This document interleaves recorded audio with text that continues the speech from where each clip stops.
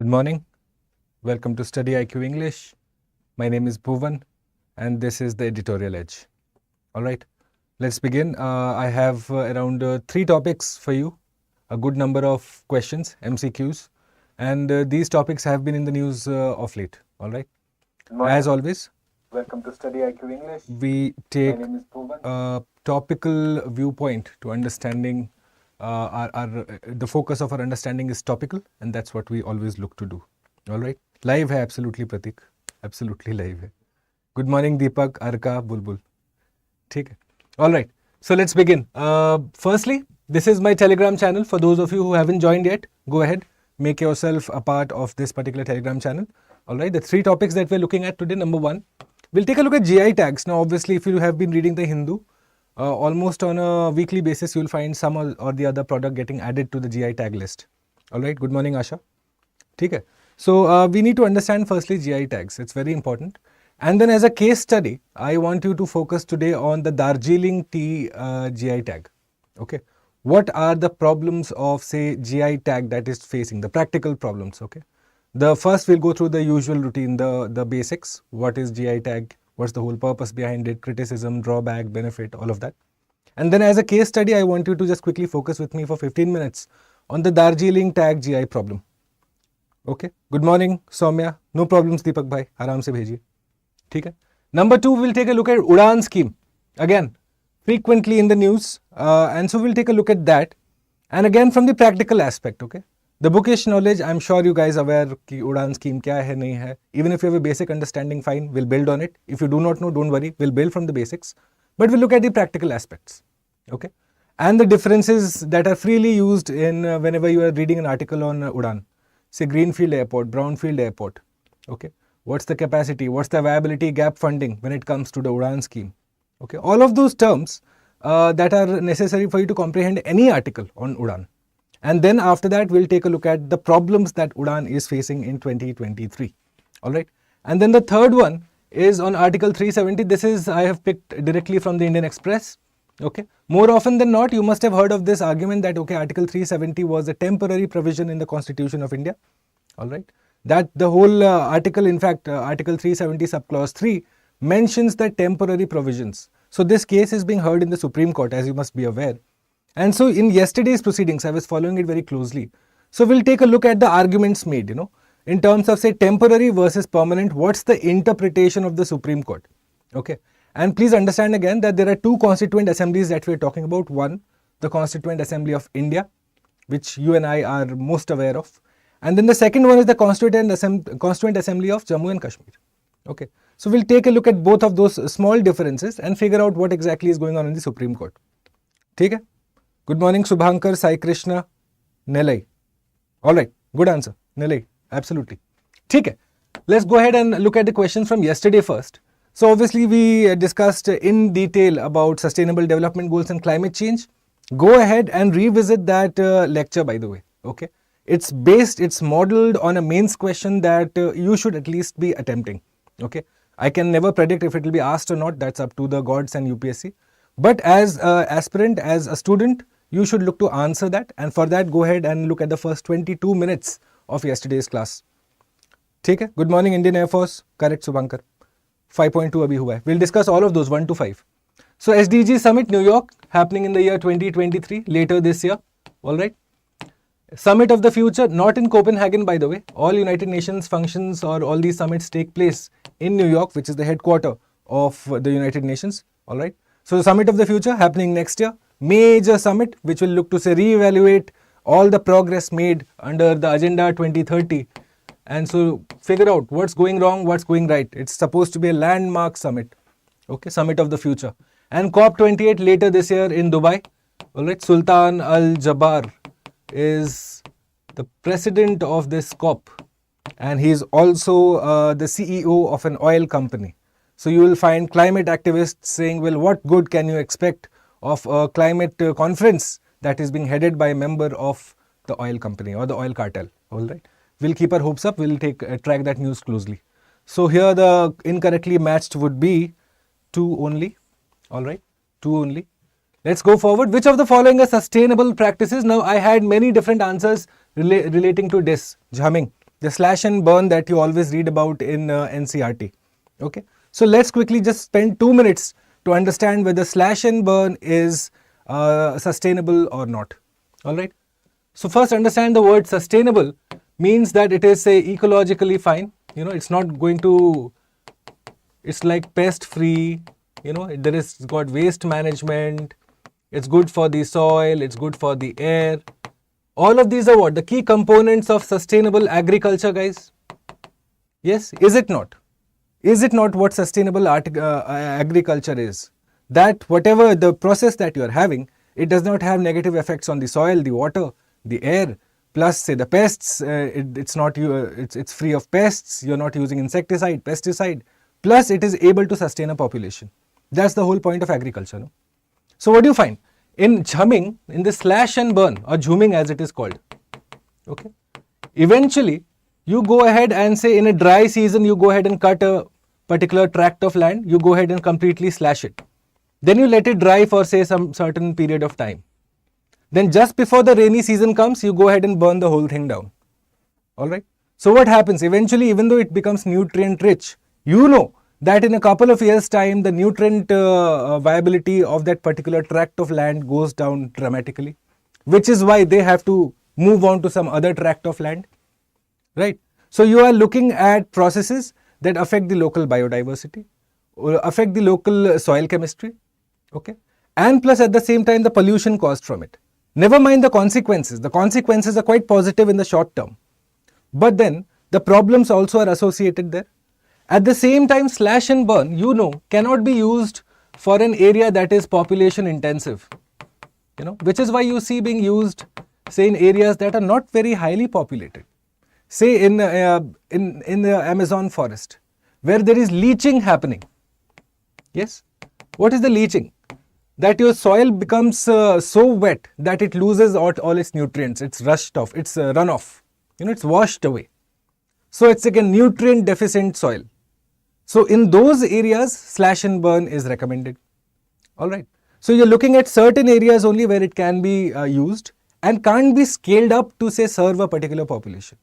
Which is why jhumming is an unsustainable practice. Even though it's a natural method of farming, you know. It has existed since many centuries. It is still the most prevalent way of say farming. Okay, around 8 lakh people worldwide go ahead and say engage in slash and burn. Even then, it would be considered to be ecologically unsustainable. All right. So this is again unsustainable practice. Cobalt mining, you obviously know. You know, it's highly unsustainable. Not just for the human rights abuses, but also for the health hazards that are associated. You know. Bulbul, I'll send you the answer. मैं भेजूंगा आपको. There is a lot going on, so I'll send it to you. Don't worry. I have received answers for yesterday also. मैं भेज दूंगा आपको. Don't worry. Okay, so are you able to get this? Cobalt mining also, you're looking at health hazards. All right. Plus, you are looking at say the human rights abuses that are associated with it. Right. So straight away, unsustainable. Why is cobalt mining a major issue? Because again, technology is not introduced to the level that you would want so as to minimize human intervention in the mining process. Okay? Number 3, deep sea trawling. We have discussed this in detail. We were discussing India, Sri Lanka. Deep sea trawling is like that brush that you use to go ahead and sweep the ocean floor and just not catch fish, but every other type of organism that lives in that marine ecosystem. Alright, so again, unsustainable. Commercial mountaineering, you know the level of plastic waste that is found, say, along the slopes of Mount Everest. Okay. That say dead bodies cannot be recovered from the slopes of Mount Everest, still lying there frozen. Okay. You have human defecation, feces, urine, all of that, changing the local environment around Mount Everest. Okay. So that again is unsustainable. You wouldn't want that. These are pristine areas. Alright. And construction of dams, barrages and reservoirs. Dams and barrages straight away affect the water flow, the hydrological cycle in fact, the water flow of a river. Okay. You find excessive siltation happening, marine ingress. Remember we discussed this yesterday, guys? We discussed marine ingress, wherein this has been observed in the Sundarbans, by the way. You know, because of the upstream activities in rivers, now you have a situation because of say variability in the siltation. You have the seawater now going upstream. So straight away, the local ecosystem, the biodiversity of that particular area is affected. Correct? Okay? So all of them are unsustainable practices here. All right? Again, make sure that you understand the jhumming part, because again, written in the NCERT, mentioned in the NCERT, and so as a student, you should be aware whether it is sustainable or unsustainable. वो एक basic idea आपको रखना जरूरी है. ठीक है? Let's go forward.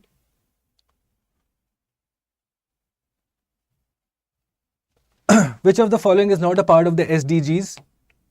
Intragenerational equity. What is intragenerational? Between you and me, the people who are in this generation, that there is equity, that it talks about, right? That it talks about, say, equitable distribution of resources, distributive justice. All of that is what? To talk about our future. Say, you and me together. That is intragenerational.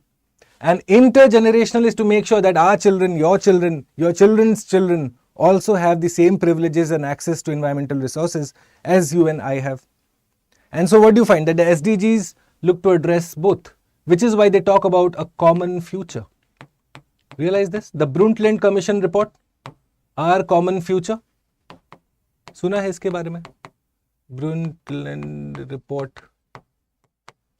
which mentions our common future. Realize? So it talks about this common future is not just about you and me, but for our children, your children's children. They should have the same privileges, the same access. And collective responsibility, obviously. So when these three are correct, which means none of the above becomes the answer here. Alright? Clear? So make sure that you know the principles, okay? Because nowadays UPSC asks the principles. They don't ask you the facts. They'll ask you the principles behind a particular thought or a particular law. So make sure that you know the principles also, okay? Excuse me. Cherry in India is primarily grown in Himachal, J&K, Uttarakhand, correct? Shillong is famous for cherry blossoms, correct? In fact, Sikkim also is another destination for cherry blossoms. Cherry, again, a fruit. Cherry blossom, a tree. This is an aromatic tree. It has a very good scent about it. You also find this is found mostly. In fact, the Japanese version of the cherry blossoms is most famous, most well known. Okay. Bangalore also has few trees of cherry blossoms. Agar Twitter, Facebook खोला होगा कभी तो देखा होगा. All right. So the correct statements here, both. All right. Let's go forward. Which of the following are the suitable conditions? So you know that it needs that period, that cold period, so as to go ahead and germinate. You know, that's what we discussed yesterday. So that cold period, that cold freezing it's called, okay, which means the cold needs to be harsh and the summer needs to be mild, which is observed in say Himachal, Uttarakhand, J&K. This question is essentially about that. What's the weather found as? Temperate climate, okay. The temperate climate, that's what the whole question is about. Once you know the area of distribution, you know the climate also. Okay, you know the product also. You know about, yesterday we discussed cherries and the fumigation protocol that was put in place by India for say American cherry imports. Alright, make sure that you know these words, guys, so that whenever you're faced with a question in the mains, make sure that you write these words. Salik Anwar, good morning guys. बहुत welcome आप सभी का. ठीक है? Alright, let's look at the next one. Which of the following planets has the great red spot? Yes, red spot is on the Jupiter. The black spot or the dark spot it is called. It is on Neptune. In fact, it's called black or dark, but essentially it is blue in color. If you have seen, gone ahead and seen yesterday, Jupiter, if you look at it just at the pole area, no? If this is Jupiter, you will see at these particular areas, there is a lot of redness observed. In fact, it's just here, this side. So that is a great red spot. In Neptune, similarly, even though it's bluish, it's called the dark spot or the black spot. Okay, so make sure that you know this also. Just a simple fact, not very difficult. Lo, Ganymede, Europa and Callisto, moons of Jupiter, correct. Moons of Jupiter, correct, the Jovian system.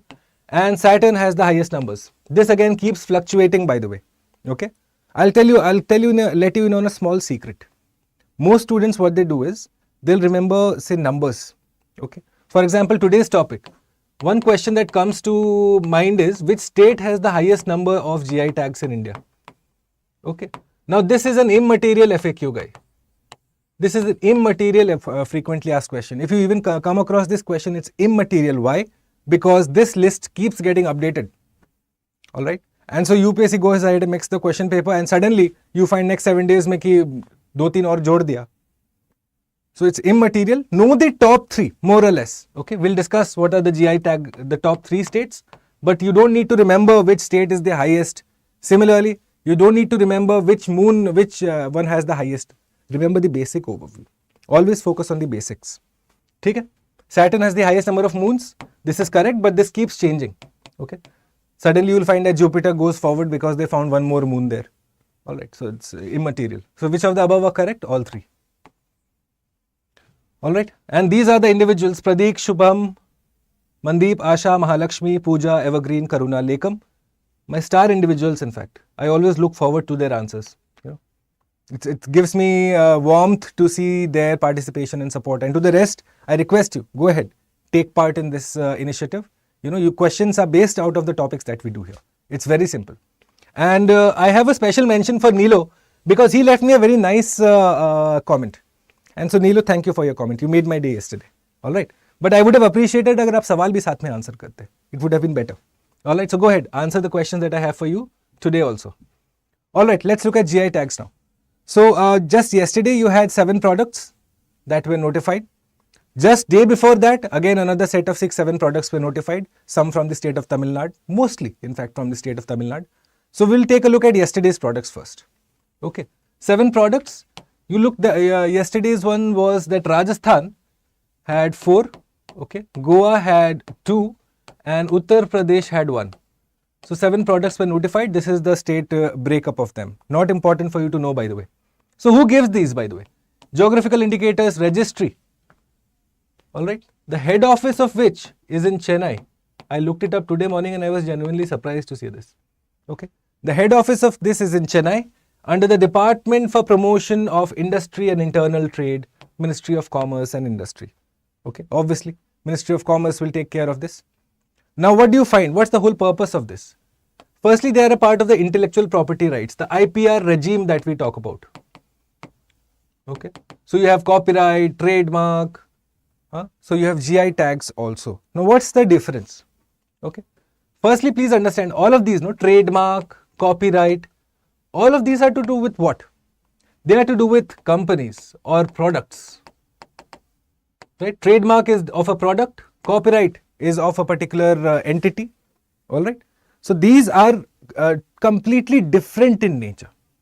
Geographical indication is to represent or give an identity to a product of an area.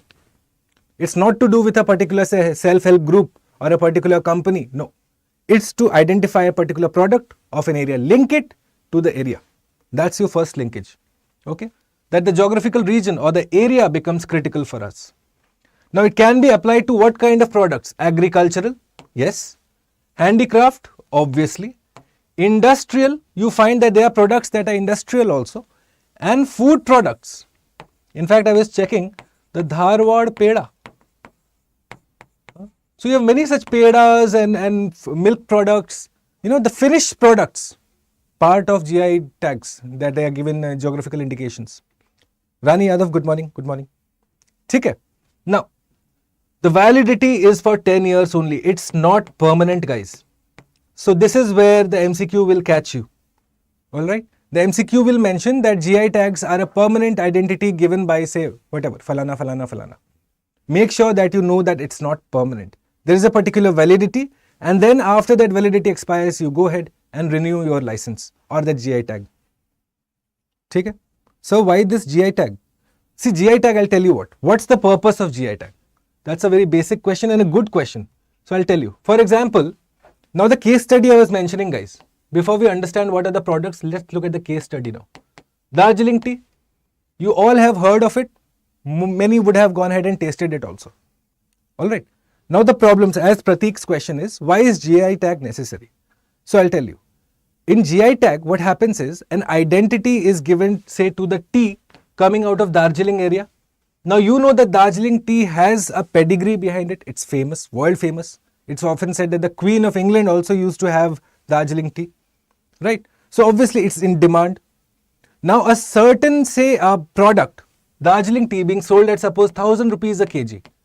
Okay. Now this is बहुत ही कम दाम होता है, ये लाखों में जाता है. I'm giving you for example, A product 1000 rupees a kg. Now the case study that I was mentioning, okay, the case study that I was mentioning was of Nepal tea. Now see what happens. India has given GI tag to Darjeeling tea. In fact, the first product that was given GI tag in India. Now what has happened is, Darjeeling tea is largely monsoon dependent. And so because of variability in monsoon, the production levels fluctuate year to year. Some years you will find that the production level is say here, some other years it's here. Alright. There is a variability in the production levels. At the same time, you have say the Nepal border and the adjoining area. The climatic conditions are the same. However, the technique of say going and making the Darjeeling tea, growing the Darjeeling tree is different from the Nepal tea. Okay. But for you and I, we will get very easily convinced that Nepal tea hi Darjeeling tea hoga, and we'll end up having it. This is being misused now. How is it being misused? In the market, you are finding blended tea. Okay. What is blended tea? Which has a blend of both of these, Darjeeling tea plus Nepal tea, which is being marketed as Darjeeling tea. Do you realize? Acha, theek hai. Lekam, like I told you, that number keeps changing, and that first position also, no, between Jupiter and Saturn, it keeps changing. Theek hai. In that case, it's the third one is incorrect. Fine, I stand corrected. Now understand this tea problem, guys. So because you have a fake product that is marketing itself as the Darjeeling tea, you have the say credibility of Darjeeling tea in the market going down. Those who know their tea will tell you कि नहीं ये शायद Darjeeling tea नहीं है. So now what the Darjeeling tea industry is doing, they are saying that go ahead, you have given us GI tag, give us the adequate protection also. Do you realize how GI tag brings you into the international limelight? And so now straight away it gives identity to the Darjeeling area. So the people there focus on their, the quality is assured. Yes. It gives an identity to not just say the product, the people, but the culture. All of that is interlinked. Now this gets compromised when you have say another competitor in the market. Now foreign affairs students, those who follow this class regularly, you will know that India-Nepal friendship treaty exists, open border, and we also have a free trade agreement, which means that the import of this Nepal tea into India is unrestricted. What happens then? Straight away, your Darjeeling tea, your famous GI product, yes, the credibility of that is down in the market.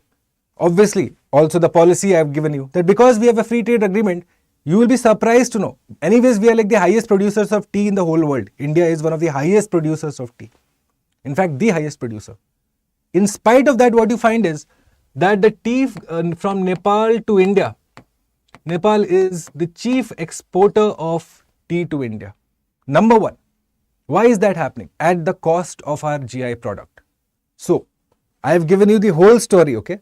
The challenges, the benefits. Now the way forward, how do you go ahead and address this problem?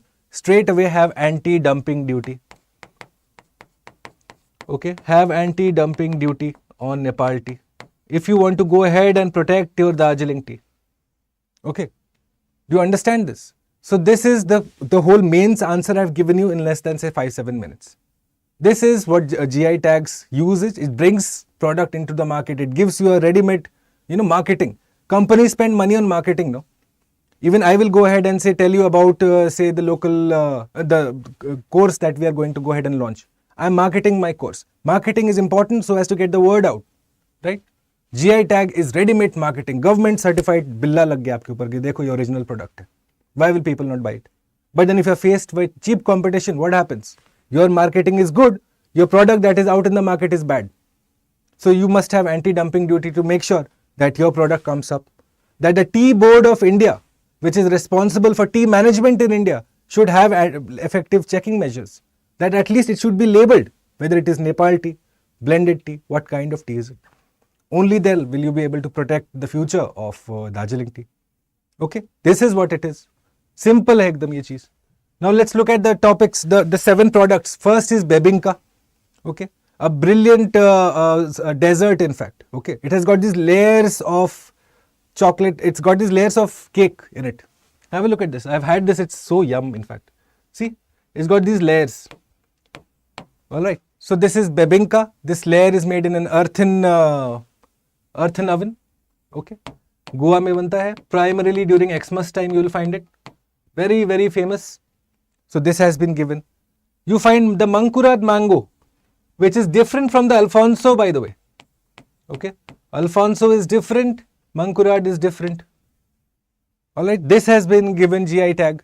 This came from Portuguese origin. Yes. Portuguese bought this. Now Goa goes ahead and registers this. It's supposed to be very, very juicy, delicious. Almost as good as Alfonso. Although I find Alfonso very overrated, but still. Okay. That's not important. Also known as Goa Alfonso. Let's look at topic 3 that we have. The Koftgiri metal craft. Okay, look at this now. This metal craft that you see here. What happens here essentially? What happens here? You have metal objects that you go ahead and decorate with fine wires of gold or silver. Look at these wires here. Do you see these lines that you see? These are all done through wires. Yes. So that is a kind of metal craft. This particular wiring technology is called damascening. Okay. So the question might ask you, damascening is related to number 1, metal craft, number 2, traditional handicraft, all right, something else. Make sure that you know that in layering, wherein you go ahead and lay strips of gold in the metal to give it like a very nice look. That is called damascening, in layering. That is done in Udaipur, Koftgiri metal craft. Then you have the Bikaneri Kashi Dakari craft, all right. Form of embroidery, wherein you are using needles, I believe. See, threads to create designs. So straight away just know about these, okay? Because eventually in the past you have had questions asked about kalamkari. So UPSC loves these art and culture questions. So at least have an idea whether it is a metal craft or an embroidery, handicraft, what kind of product is it, where does it belong to. You don't have to remember the bare details that okay, gold and silver is used or bronze is used. That is impossible for you to recollect on the day of the examination. Know what kind of craft is it. Metal, non-metal, handicraft, wooden, kya hai exactly. Okay, that's the bare minimum you should know. So you are going ahead and having all these flowers, leaves, birds. Look at these. You must have seen this in your homes. It's quite common, by the way. These kind of designs in North Indian homes at least. Okay. Then you have bandhej, which is called bandhani. Look at this. So there you're creating shawls, dupattas, lehengas, where you're tying strings in fact. Okay. You're tying threads. Look at this. A technique of creating a pattern or design on fabrics by tying threads. So you're going ahead and tying threads to create a particular pattern. Used extensively in Rajasthan. Okay. Thereafter, the Ustakala craft. Okay. Form of painting that uses gold or silver foil. Again, this is Ustakala. You have gold and silver point, and here you're using needles. You're poking. Once you have laid down the strip, you go ahead and poke needles to create a design. Alright, so know about the state, know about the at least nature of the product. Alright, the last one from Uttar Pradesh, Dhatu, the Jalesar Dhatu. Dhatu is again metal. So brassware that involves engraving and engrossing of geometric animal motifs. Mughal emperors patronized it. You see a lot of Central Asian influence here. Okay, a lot of Central Asian influence. Alright, this is it. Jalesar Dhatu. Alright, so these are the factual basis, not important much, but make sure that you go ahead and acquaint yourself. If you have to go ahead and revisit this discussion, by the way, Darjeeling tea versus Nepal tea. Because the question in the mains is going to ask you to analyze this. Okay. The other GI tag information from the prelims perspective is very easy. Okay. You have around 349 products across India that have GI tags. So clearly you are not going to remember all 349, impossible. Not recommended also. Okay, the return of investment for that effort is 0. Alright. So what you are looking at is knowing the number, knowing the top 3. Normally it is Tamil Nadu, Karnataka and Uttar Pradesh, the top 3 in terms of the maximum number of GI tags in India. Alright. If you have that much information and if you are able to analyze this the way I have for you, that the problems, the practical problems on the ground, which if you write in your mains answer, will take your answer to a different level because the rest of the janta is writing GI tag was given by Ministry of Commerce, 349 objects. वो तो सबको पता है, ठीक है? So go ahead, this is the topic for you. Now look at the challenges, like I told you, the Darjeeling tea problems only. Lack of awareness and knowledge among the producers and consumers. You and I only will not know what is blended tea. Huh? How many of you knew about blended tea before this? One blending that we think is CTC plus the leaf tea. The other blending, which we are unaware of, is mixing our tea and foreign tea. And you guys are preparing for the most difficult examination of India. So if you guys don't know, how will the rest of the public know? Right? Lack of adequate infrastructure and facilities for testing. The Tea Board of India comes here.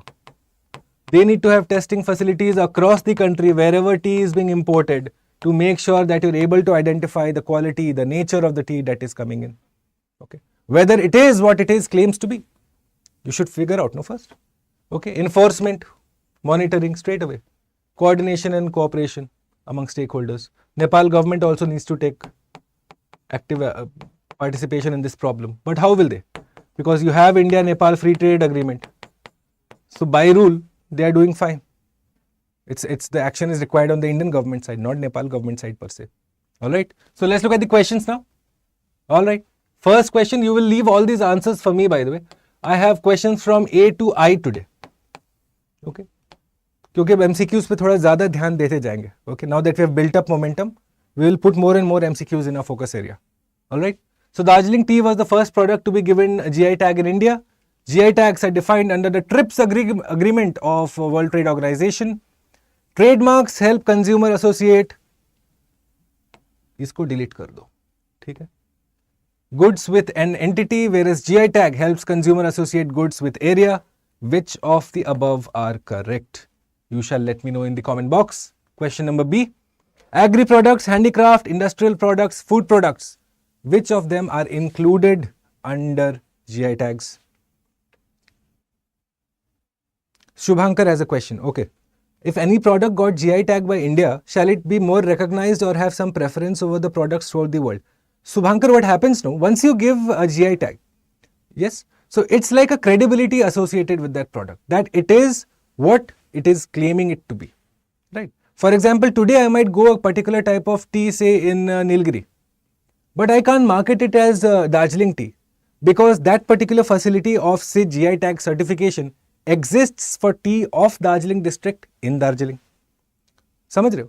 So that is obviously the difference. It gives you the credibility. It gives you the ready-made market. It gives you a lot of international attention. Your export regime, it's a lot more regulated there. If today I want to go ahead and export Darjeeling tea, well, I'll have to go through the process. I straight away can't go ahead and send Darjeeling tea abroad, at least a commercial quantity. Do you realize? So all of that is managed if you have GI certification, if you have that particular certificate saying, yes, this is Darjeeling tea, rather than say Delhi NCR tea, for example. Okay. All right. That was question B. Question C. Identify the correctly matched Mithila Makhana, whether it is from Meghalaya, Gamusa, made famous, in fact, of late it has been in the news because the Prime Minister wears it quite often. Is it from West Bengal? Rasagola, very interesting story, in fact, for GI tags. I should have told you this, but then we'll run out of time. Okay. Rasagola, whether it belongs to West Bengal or Odisha, you will let me know. And Shahi Lichi, whether it is from Uttar Pradesh or some other state. Identify the correctly matched here. Question number D. GI tag is a permanent benchmark of the quality of a product certified by the government. GI tag may be withdrawn and no appeal to that lies for the product. Ye service hata dena please. Which of the above are incorrect? Okay. Can a GI tag be taken away? Okay. Go ahead, answer this question for me. I'll answer all of these and the doubts that come with it in tomorrow morning's class. Some will be a little tricky, but go ahead. Okay. Which of the above is the tagline on the logo of GI tags? So if you have seen the logo, okay, there is a particular tagline here. Here it is written GI tag, some aisa diagram hai. But then there is a logo that is written here, a tagline. What is the tagline? Incredible treasures from incredible India, one district, one product, Amrit Kal products of New India, or invaluable treasures of incredible India. Okay, what is the logo? You should tagline, you should know. All right, so that completes GI tag for you. Now this is my Instagram handle by the way. एकदम नया नया चालू हुआ है, fresh ताज़ा ताज़ा एकदम भट्टी से उतर के आया है. Go ahead and join this. Okay, it will be a medium of direct communication between you and me. All right, Telegram obviously it's unidirectional. I am sharing most of the content. You are most likely giving me your reactions. That's how I understand whether the class agrees or disagrees. Here, give it to me in writing, whatever you need. Okay, if you have a doubt, if you have a particular issue, anything, a grievance, any exam related help that I can provide to you, I'll be happy to offer it. Okay, so Instagram me, you can join with me. This is my email ID by the way. Most of you are sending me answers here. To those that I haven't responded yet, well, pardon me. I will. There's some urgency, but I shall. You have my word on it. All right. And this is my Telegram. Okay. I hope to see many of you join here. The PDFs of all lectures, the first information, all of that is shared on the Telegram channel. Okay. Let's look at Udan scheme, Ude Desh Ka Aam Nagrik. Now, regional connectivity scheme, in fact, the whole name of this is RCS Udan. Okay, in government documents, that's how you will see it written. RCS Udan, which means Regional Connectivity Scheme, Ude Desh Ka Aam Nagrik. Alright. So, time period of operation, 10 years, 2016 में शुरू हुआ था, 2025 तक ये चलेगा, 26 तक. Fourfold objective, what are the objectives that the government thought when coming out of this? Number one, improving regional air connectivity, development of remote areas from the trade perspective, accessible air travel for you and I, and employment creation in aviation. We'll discuss each one firstly. Why are you going ahead and improving regional air connectivity? Because what you find is that, say, our air travel before Udan was firstly a little elitist, you know. You only had a certain section of the population that was able to access flying. Alright. Now you have, say, people from all sections of the society able to go ahead and make use of this scheme.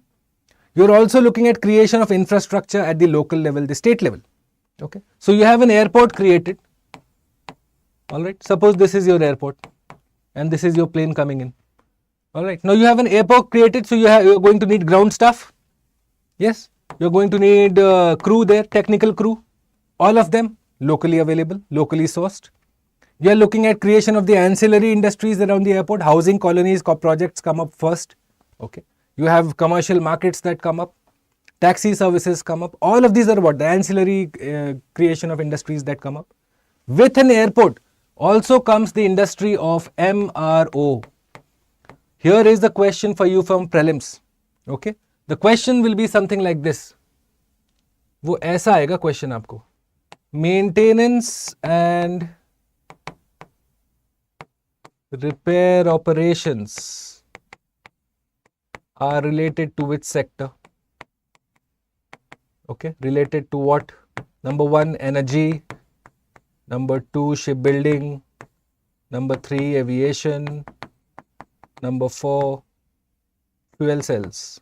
Because UPSC always puts this. तो बताओ, what is the maintenance and repair ops? All these airline companies, no, they have these big aircrafts that come in. They need to be regularly maintained. A shipyard is maintained, an aircraft yard is maintained. So for that you need massive infrastructural push. MRO industry. Make a note of this, okay? Exam perspective. The MRO industry, the maintenance, repair and overhaul. That's the full term, okay? Maintenance, repair and overhaul operations. Okay, maintenance is what? ठीक ठाक देख लिया यार, aircraft में पानी और तेल well है कि नहीं है. Repair if something goes wrong. Overhaul, that you need to be able to completely refurbish an aircraft from end to end. Okay, so MRO is related to what? To aviation industry. This comes in. Do you realize? So it's going to straight away have economic benefits there.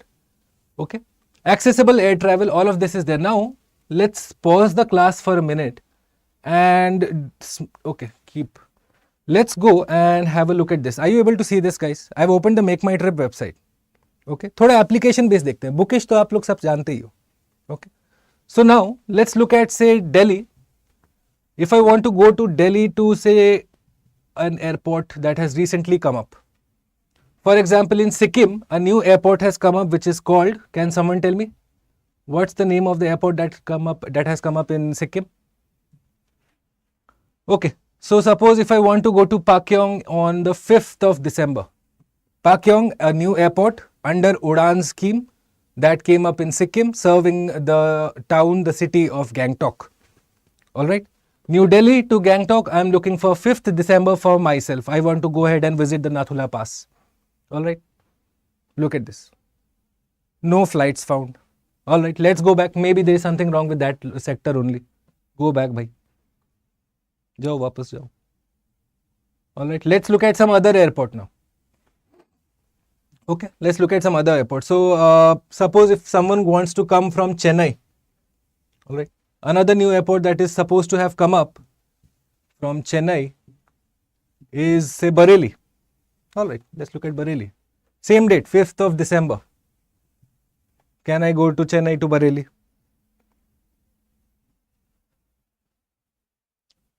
Alright, I don't think so. Looks unlikely. Oh, they found one. Thank God. Okay.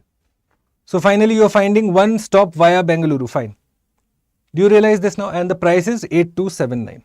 Figure out. Do you realize the problems here associated with it now? That connectivity becomes an issue. Why? Because even though you have gone ahead and subsidized this whole project, Udan scheme, right? Airlines are not very, keen on honoring these commitments. You just saw, no? When we wanted to go to Pakyong, Sikkim, from New Delhi, we had no flight options. From Chennai to Bareilly. Bareilly, in fact, has a major air base there. Everything is there. From Chennai to Bareilly, you have just one aircraft.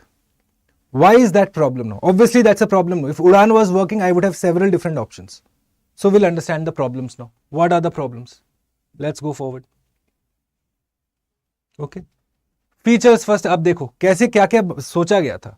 That your airfares will be at 50% of all the seats for this particular. Per hour of flight, 2,500 rupees. Alright. However, to ensure this, what did the government do? Straight away it said that we are going to give a financial stimulus. Both the center and the state will give financial stimulus.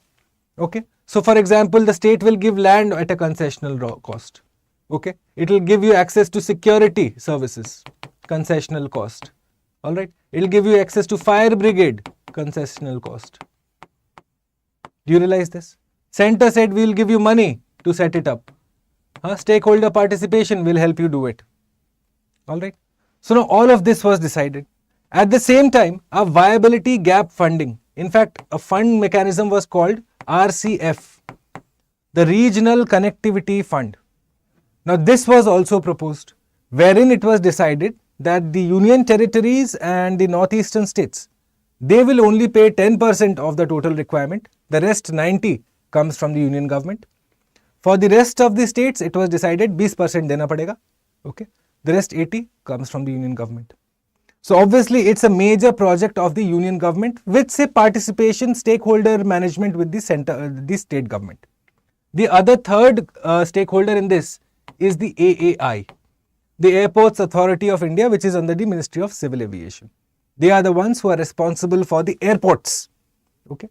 They are the ones who are going to say charge the airlines, because if you have gone to say a major airport or even the smaller airports, you will find that there are two ways that you can go to the aircraft.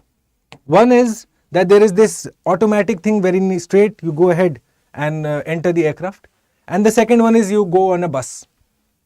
As an aircraft owner, what are my options? One, the bus is cheaper. The direct entry module is expensive. Every hour that you park there, you end up spending some 20, 30, 40, 50,000 rupees. Okay. So the Airports Authority of India said, well, all of these charges from say using buses or parking, it charges for various other things. Airports Authority of India, if you look, the kind of charges they put on airline companies, it's for almost every service it is charged. For this scheme, Airports Authority also said that we are going to make it extremely easy. Not going to charge you for say using buses or for landing or for parking or for taking off, for parking, whatever. No paisa, ekdam free mein aapko hum karenge. In spite of that, we are seeing that it has not taken off to the level expected. Now know the phases, okay? We have currently entered the 5th phase, and you find that each individual phase is basically to a particular target area. You start from those airports where we had never reached so far. Then you're looking at remote areas, okay? Then you're looking at hilly regions, islands. You see how it is going geography wise? All the areas that have hitherto not been connected. So you start with the most underrepresented ones. Then you go to say the remote areas. Then you go to the hilly areas. Most of this will be converging also. A remote area could be a hilly area or an island area. So straight away you are looking at improving connectivity. You are not going to go to Nagpur or go to Patna. They already have airports. Okay. However, that does not mean that it's not going to those cities where there are airports already. For some airports like Srinagar, okay, already has an airport. But under the Udan scheme, you are looking at airport expansion. Okay, airport expansion is also being planned. All of this happening under the Udan scheme. All right. So know about the phases. The challenges, like I told you, commercial viability. Airlines can't break even. Okay. The amount of kharcha that they have, the return of interest, where is it? A return of investment, not there. They are having to spend again, the aviation turbine fuel. It's extremely volatile. And in spite of the fact that you have the RCF, the viability gap funding that is a part of the Udan scheme, in spite of the heavy subsidization by Union, State and Airports Authority of India, all three stakeholders equally, still the airlines are struggling to even just recoup the money they're putting in. And the airlines are also very shana, very, very shrewd guys. Those particular routes, say for example, I showed you Chennai to Bareilly. Okay. Chennai to Bareilly I showed you, then I showed you New Delhi to Pakyong. What happens essentially now? Here in this case it was Indigo, here it was SpiceJet. What they do is, because they are running a monopoly on this route, straight away as a competitor airline, if I want to come ahead and use this scheme, they will drop their prices to such an extent that my product becomes unsustainable. So airline companies use this to create monopoly on certain routes, so that flexi fare, कि किसी दिन 16,000 है, किसी दिन 5,000 है, कोई sense नहीं है कि क्यों इतना fair है. That's what's happening. Airlines are creating monopoly over selected routes. Okay. Local level infra issues again. State governments are not very proactive when it comes to land allocation. All the resource allocation that has to come from the state, not happening. Subsidization viability. How long can the government of India continue to fund something that is not benefiting the people, but in fact benefiting the companies? Why should the government subsidize companies? Okay. And finally, the airfare caps. It's against the process of free market, which is why it's not going to be very beneficial in the long run. Okay. Eventually, the market forces should determine the price rather than the government telling and playing nanny state and saying that, okay, isse upar nahi kar sakte aap. You can do this for a certain amount of time to say create the ecosystem, but eventually in the long run, not desired. So another big challenge. All right. Okay. Go ahead, answer this question also for me now. We have discussed Udan scheme. Okay. Go ahead and look at the number of airports that have come up. You'll find many new airports that are being planned, in fact. So you have one airport that is being planned extensively. It's called the Jewar Airport. Where is the Jewar Airport being planned, guys? Can someone let me know in the chat box? And what are greenfield and brownfield projects? Greenfield and brownfield. Again, economics. See, eventually your current affairs needs to be supplemented by static knowledge. Okay. We'll discuss greenfield and brownfield also. Attend the question though. Widening of a road, would it be considered a greenfield project? Creating office space for a company, a brownfield project. Leasing new site for industry, a greenfield project. Laying gas pipeline, brownfield project. Let me know which are incorrectly matched. If you do not know the difference between greenfield and brownfield, don't worry. Tomorrow morning, the first, in fact, order of business after I introduce the topics is to go through all of these questions. Correct. Oh, Deepak, have you worked there in Noida? Great. It's just near Greater Noida. Okay. Jewar Airport. So that after that you will have the New Delhi, the NCR area, right? You're looking at, say, one is obviously the Indira Gandhi Airport, IGI. With the Jewar Airport now coming up, You are looking at the creation of the entire satellite city that is being formed, because the stress on New Delhi is too much. If you have ever boarded a train from New Delhi, you will know it is like it's an expedition that you undertake, right? So straight away, with this Jewar airport coming up, you will have Greater Noida railway station. There is already a Gurgaon railway station coming up. So improved access, connectivity it's going to be better. All of these Vande Bharat or Rajdhani or Shatabdi or Duronto Express, you also need to have them included in these satellite stations that are coming up. As a consumer, that's how I'll benefit. No, airport bana ke kya fayda agar flight nahi diya to. ठीक है? So you'll let me know answer to this. Widening of a road. Okay, good Shubhankar. Answer all the questions, Shubhankar. It will help you. Okay, I have A to I questions today. Go ahead and answer them. Okay, under RCS Udan, Regional Connectivity Scheme Udan, in which of the above are water aerodromes? Okay, water aerodromes are also being proposed under the RCS Udan scheme. So where is it being planned? Okay, use common sense. Which riverfront has been developed? पहले ये सोचो आप. Okay, Guwahati riverfront, Sabarmati riverfront, Statue of Unity, Yamuna riverfront. If you understand which riverfront has been developed, you will know where this project is coming. Okay, Statue of Unity is obvious. Okay, it's the flagship project of Government of India. It's going to happen there. बाकी तीन में आप ये common sense लगा के निकाल सकते हो answer. Okay. And finally, which of the above airports are currently operational? Make sure that you know the location of each airport also, guys. Okay. Do a little bit of mapping today after the class. All right. Do a bit of mapping. Where is Pakyong? Where is Jewar? Where is Kuch Bihar Airport? Where is Darbhanga Airport? Where is Mandi Airport? Which of these above airports are functioning? Operational. You will let me know in the answer box, the comment box. Okay. This is the Prelims to Interview initiative, by the way. If you agree to it and if you understand the way I propose topics here, start from the basics, take you to a level where you're able to at least write 200 words on a particular topic. Well, that is the way we go ahead and approach each topic, each singular topic in the Prelims to Interview initiative. Okay. 3 languages, Hindi, English, bilingual. I am with the English team. If you would so like to be a part of this process, wherein me and my fellow teachers, my colleagues here, all of us guide you in this method for individual topics, individual subjects, along with all the other deliverables, handout and test series, answer writing, extensive focus. Eventually, it's about developing exam temperament, giving you the skills to clear the examination. Okay. And so go ahead and sign up for this. 11th is when the next batch begins, the morning batch, this Independence Day batch, in fact. The orientation is on the 11th. If you go to the StudyIQ website, you will find this being quoted for around 45K, roughly. Okay. But if you use this code, BA Live, well, you are going to get it for this price.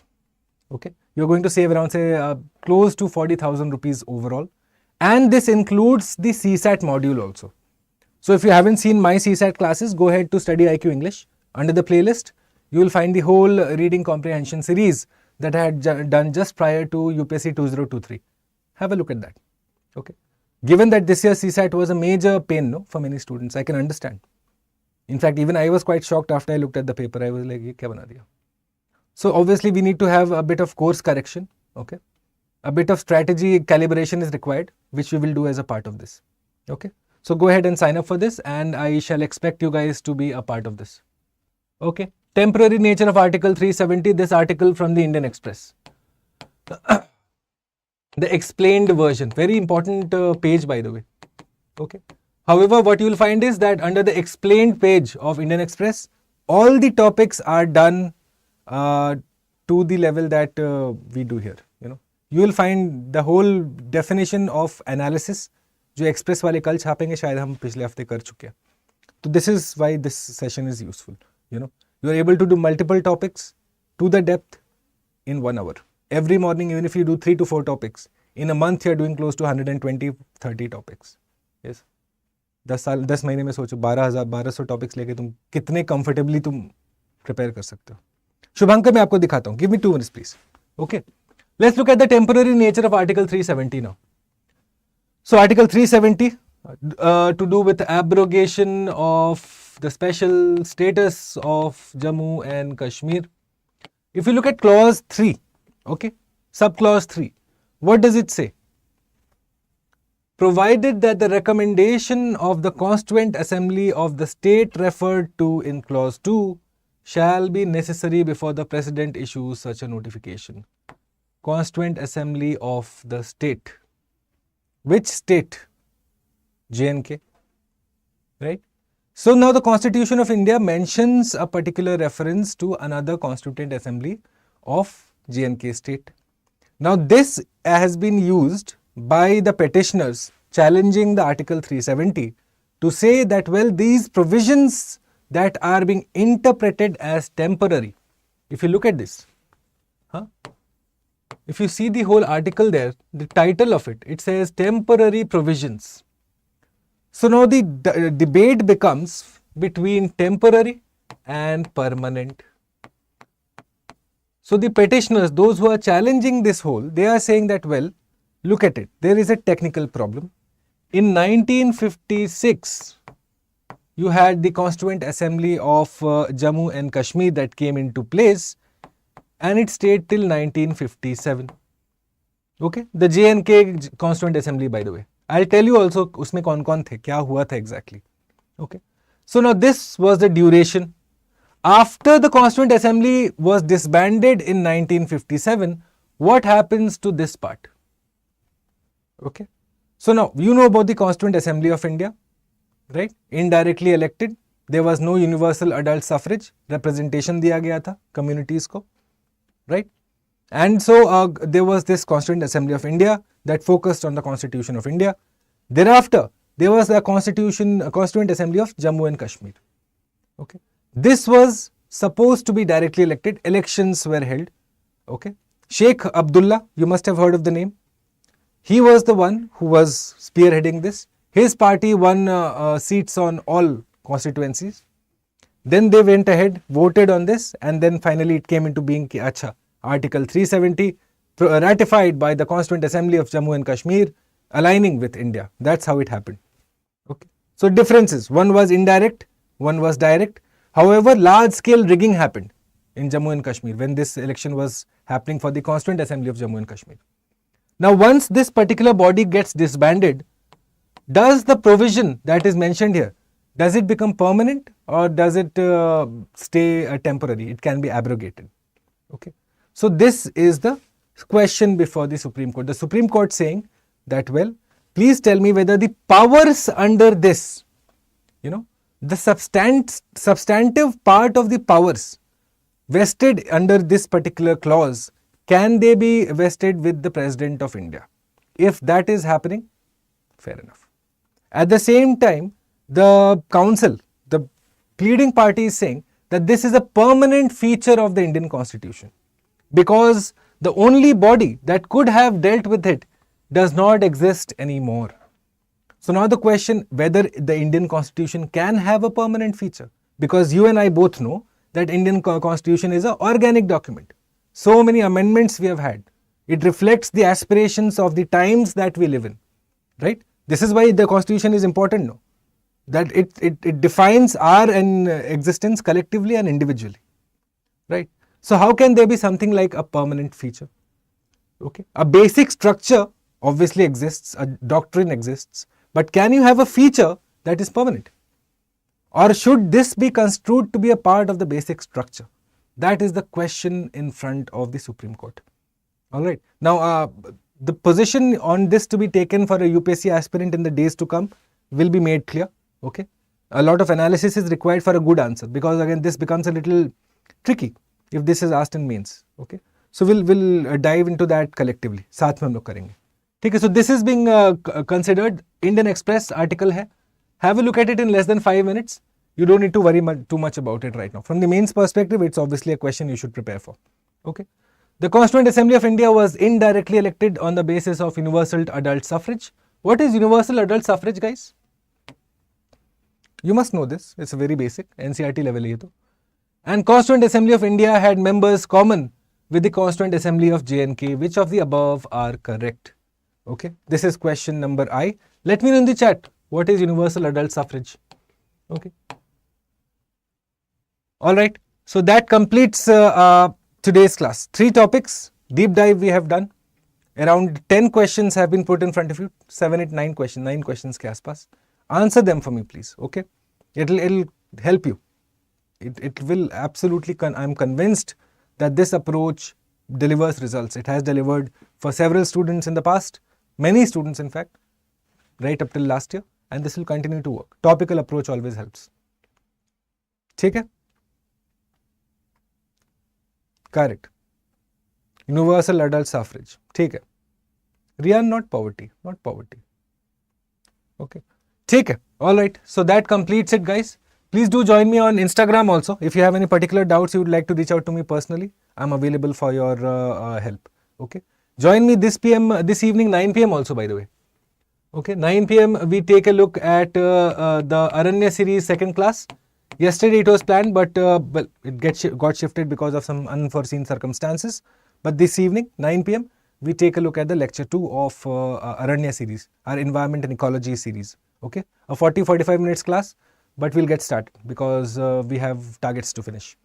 Okay, so I'll expect your answers. Please do leave answers for me in the comment box. If you have any feedback for me, I'd appreciate it. If you have any particular grievance or any way I can improve in my delivery for your interest, let me know that too. I'm more than happy to consider in your recommendations. Okay. All right. Have a wonderful day, guys. Do join me on Telegram and Instagram. And before you go, please do leave me a like. Okay. The number of likes is very stagnant here. So do leave me a like. It'll be a boost to my confidence also. And I shall see you this evening, 9 p.m. Okay. Have a wonderful day, guys. Bye.